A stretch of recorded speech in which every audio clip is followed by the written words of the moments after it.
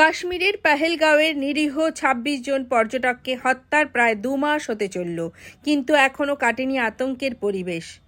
থমথমে ভাব রয়েছে কাশ্মীরের পর্যটন কেন্দ্রগুলিতে। অধিকাংশই দোকানপাট ক্রেতার অভাবে এখনও খোলেনি। পর্যটনের মরশুমে প্রায় শূন্য পথঘাট।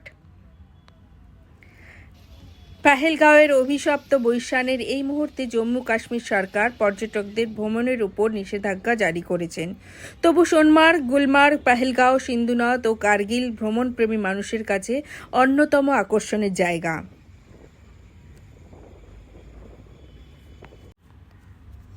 22 এপ্রিল 2025 পেহেলগাঁওয়ে বৈশ্যানরে নারকীয় হত্যার পর ভারতীয় সেনা অপারেশন সিন্দুর এবং সিন্ধু নদে জল বন্ধ করে উচিত শিক্ষা দিয়েছিলেন। সিন্ধুর পাড় থেকে তুলে ধরছে সিন্ধু নদের অপরূপ রূপ। সেই সঙ্গে কেমন আছে এই মুহূর্তের ভ্রমণ কেন্দ্রিক কাশ্মীর, তুলে ধরব আমরা শুধুমাত্র এই বাংলার পর্দায়। কাশ্মীর থেকে রজত বিশ্বাসের রিপোর্ট।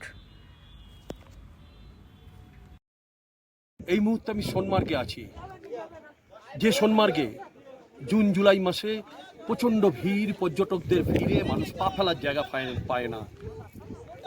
এমন একটা ঘটনা ঘটল 22 এপ্রিল 2025।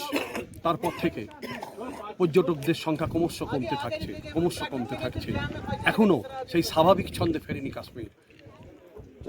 সোনমার্গে আমরা দেখতে পাচ্ছি যে এখানে প্রচুর পরিমাণে যারা গাড়ি চালান, যারা ঘোড়া চালান, যারা অন্যান্য ব্যবসায়ী যারা আছেন, তারা প্রত্যেকেই আছেন, কিন্তু তাদের ব্যবসা बढ़िया है। अभी बहुत अच्छा है। अभी थोड़ा टूरिस्ट आ रहा है, थोड़ा हल्का फुल्का।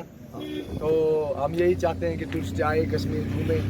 बाकी आपने देखा अमन है, यहाँ पे शांति है, एंजॉय करो। आपका नाम, शुभ नाम? मेरा नाम शेख मुजफ्फर। ঠিক আছে। কাশ্মীর কেমন আছে এখানকার মানুষজন? 26 তারিখের যে হামলা হয়েছিল, হামলার পর থেকে কেমন আছে সমস্ত কিছু তুলে নিয়ে আছি। কাশ্মীরের ঠিক কার্গিলের কাছে সিন্ধু নদের পাশে সিন্ধু নদ, সেই বিখ্যাত সিন্ধু নদ, যে সিন্ধু নদ প্রাণ সঞ্চার করে পাকিস্তানে। কিন্তু এই হামলার পর আমাদের ভারতীয় সেনারা সিঁদুর অপারেশন দিয়ে মুক্তর জবাব দিয়েছে। শুধু জবাবই দেয়নি, সেই সঙ্গে সঙ্গে ভারত সরকার সিন্ধু নদের জল বন্ধ করে দিয়েছে পাকিস্তানকে। হ্যাঁ, জল বন্ধ করে তাদের উচিত শিক্ষা দিয়েছে। সেই সিন্ধু নদের ধারে আমরা আছি।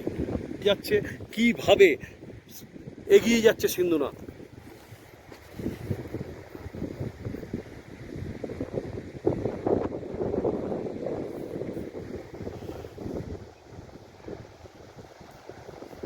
সিন্ধু নদের তীর থেকে ভাবে পাকিস্তান ভারতের কাছে পদানত হয়েছে। শুধু পদানত হয়নি, সঙ্গে সঙ্গে সিন্ধু নদের জল বন্ধ করে উচিত শিক্ষা দেওয়া হয়েছে।